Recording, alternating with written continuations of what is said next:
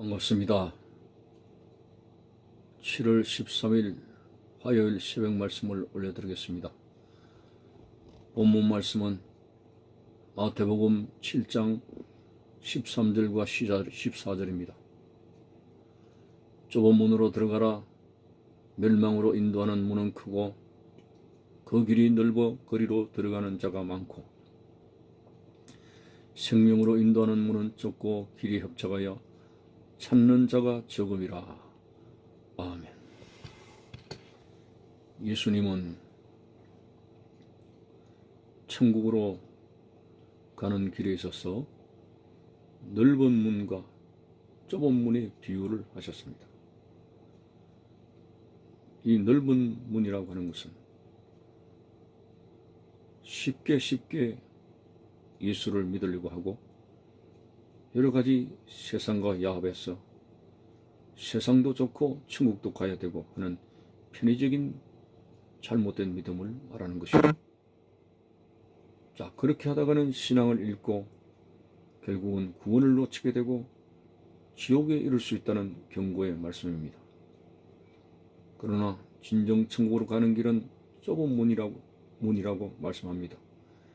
다시 말해서 문이 좁아서 들어가기 힘들고 그 길이 협착하고 어려운 길이라고 했습니다.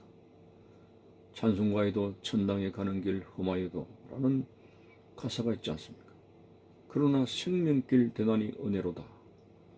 이 길은 어떤 면에서는 세상과 구별되게 살고 세상 사람들이 행하게 되는 여러 가지 쾌락과 술 취함과 방탕함과 이런 것에 대해서 절제하는 생활하니 세상 사람들이 관점에서 볼 때는 예수 믿는 사람은 무슨 낙으로 살아가느냐, 술도 아니하고 담배도 하지 아니하고 세상의 영을 즐기지 아니하고 도대체 무슨 낙으로 살아가느냐라고 말을 하지만은, 그러나 성령 내적 역사로 인해서 하나님이 주시는 평강과 기쁨을 가지게 되면 이런 세상적인 것이 결코 우리에게 어떤 기쁨이 될 수가 없는 것을 발견하게 됩니다.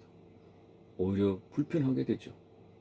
세상 사람들이 살아가는 문화적인 공간과 그런 쾌락적인 것이 오히려 우리를 불편하게 하고 가시방석이 될 수 있습니다. 비록 세상 것을 따르지 아니하지만은 하나님의 말씀을 읽고 그리고 몸된 교회당에 가서 예배하고 기도하고 이런 생활이 얼마나 편안하고 즐겁습니까? 자, 그래서 이것이 잘 훈련만 되면은 진리가 너희를 자유하게 하리라고 하는 말씀처럼 우리가 말씀 안에 살아가는 것이 진정한 자유임을 느끼게 됩니다.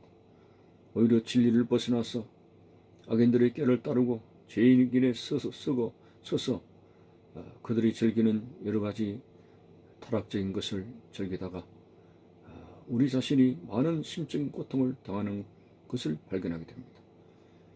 예수님의 12 제자들도 좁은 문으로 들어가는 사람들입니다. 주와 복음을 따르기 위해서 가족도 버리고 모든 걸 버려두고 주님만을 따라간 사람들. 그것은 아무나 되는 것이 아닙니다마는 참으로 주님을 위해서 좁은 문으로 험난한 길을 걸어갔던 모습을 발견하게 됩니다. 사도 바울도 청년 때에 다메섹 도상에서 예수 그리스도의 이름으로 부름을 받고 이방인의 전도자가 되어서 그는 결혼도 하지 아니하고 오직 예수, 오직 복음을 전하다가 이제 네로 황제, 로마의 네로 황제 때에 이제 형장의 이슬로 순교까지 하게 된 그 인생의 여정에 있어서 그는 결코 세상 사람들의 관점에서 보는 불행한 사람이 아닙니다. 성령을 따라간 사람이고 그는 예수 안에서 그 좁은 문에서 즐겁고 기쁨과 감사함으로 능력을 가지며 살아간 사람입니다. 그의 신앙 철학이 뭡니까? 항상 기뻐하고 범사에 감사하고 쉬지 않고 기도하는 이 삼박자 믿음의 철학을 가지고 결코 고통스럽게 살아가지 아니하며 마음의 평안을 가지고, 물론 육신적으로는 많은 고통을 당했죠.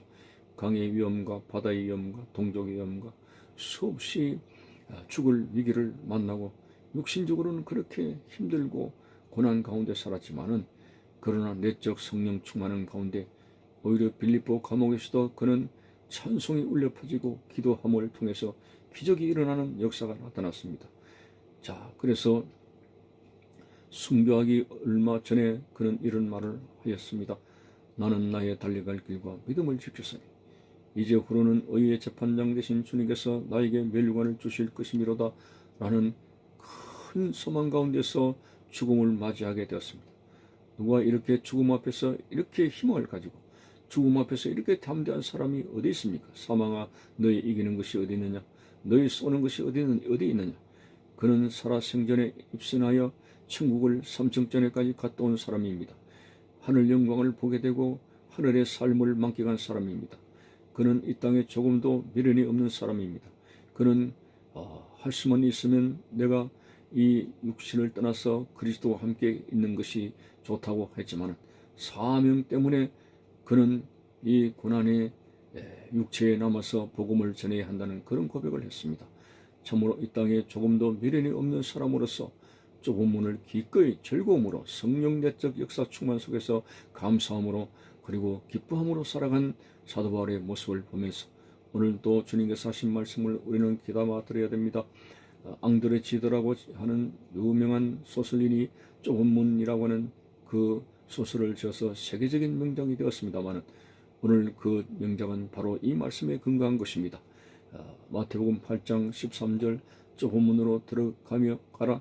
멸망으로 인도하는 문은 크고 그 길이 넓어 거리로 들어가는 자가 많고 생명으로 인도하는 문은 좁고 길이 협착하여 찾는 자가 적음이라. 정말 십자가를 통하지 않고는 우리는 멸류관의 영광을 얻을 수가 없습니다. 어떤 분은 내가 지고 가야 할 십자가가 너무 무겁습니다. 너무 힘듭니다. 라고 불만하는 사람도 있다고 합니다. 여러분, 십자가를 통하지 않고는 멸류관을 얻을 수가 없습니다. 주께서 주신 십자가를 통하지 않고는 영광의 자리에 이를 수가 없습니다.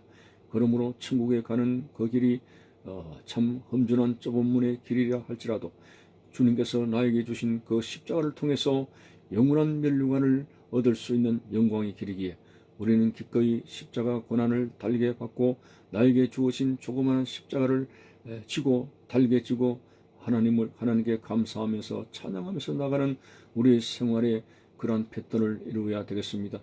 어떤 권사님은 십자가가 너무 무겁습니다 할 때마다 예수님께서 십자가의 길이를 조금씩 잘라주었다고 하는 그런 이야기가 있습니다. 자, 그래서 또 잘라주고 또 잘라주고 그 잘라줄 그때는 십자가의 짐이 가벼웠습니다만 나중에 죽음의 요단강을 건너게 될 때 십자가의 다리를 통해서 건너가게 되는데 그 권사님의 십자가의 길이가 너무 짧으므로 요단강을 건널 수 없어 발을 동동 굴렸습니다. 그때 후회가 된다는 것이죠. 여러분, 십자가는 바로 죽음의 요단강을 건너가게 하고 영원한 하늘 도성에서 우리가 멸류관을 쓰게 하는 그런 중보의 다리요. 우리 영광스러운 십자가가 있기 때문에 십자가를 달게 질 수 있는 훈련이 되어져야 됩니다. 오히려 성령의 위로하심과 성령의 내적 충만이 더 깊습니다. 비록 육체적으로는 십자가를 지고 가는 생활 속에서 쾌락되지 못하고 여러 가지 세상적으로는 그렇게 참 청빈한 생활 속에서 절제하는 생활 속에서 기쁨이 없을지라도 성령 안에서 주시는 위로와 평강이 세상적인 쾌락보다 크다는 사실 앞에서 천국에 가는 길 험하여도 생명길 되나니 은혜로다 하는 그 찬송처럼 우리는 위로받고 주님 안에서 살아가는 것을 기쁨으로 맞이하며 살아가는 생활이 되어야 됩니다. 모이기를 힘쓰라.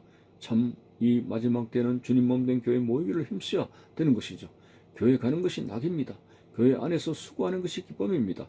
교회 안에서 우리가 섬기는 여러 가지 많은 일들이 있지 않습니까? 차량으로 봉사하고 그리고 식당으로 봉사하고 또 어떤 사람은 참 없는 것 가운데서도 강단에서 꽃을 섬기면서 그 아름다운 과부에 두렵던 그런 그 섬기는 생활이 얼마나 아름답습니까? 이것이 참 십자가를 지고 가는 아름다운 생활입니다. 그것이 우리의 거룩한 생활이요, 경건한 생활이요, 구별된 생활이요, 주님께서 기뻐하시는 생활이지인데 어떻게 우리가 세상과 야합하면서 넓은 문으로 들어가겠습니까?